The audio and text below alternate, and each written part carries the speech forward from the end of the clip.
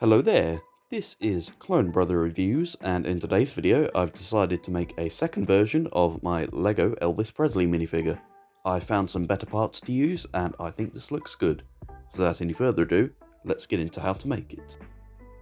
The legs for this minifigure come from Donald Duck because the yellow combined with the white make it look like Elvis's boots.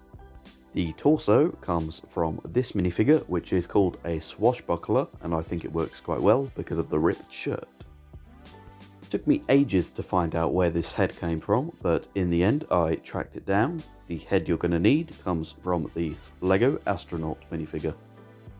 Finally, the hair that I'm using comes from Poe Dameron, which is what I did with the previous Elvis. If you want to make Elvis's cape, I suggest using the top cloth piece from this Ice Queen minifigure, and also this cape from the LEGO Batman movie Robin. That should result in this minifigure here. Feel free to pause the video if you need a reference photo when you're putting it all together. Overall, I think this minifigure looks a lot better the second time around, and I'm very proud of how it's turned out.